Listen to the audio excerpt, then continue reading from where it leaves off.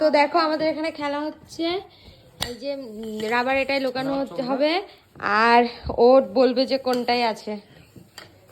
তুমি আবার এখানে আসলে কেন? তুমি একটু পরে খেতে দাও এসব, একটা ভিডিও হচ্ছে।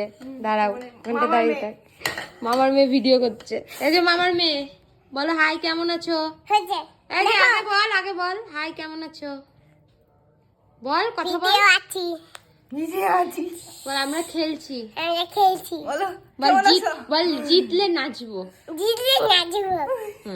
নাও চোখ খোলো, চোখ খোলো। হ্যাঁ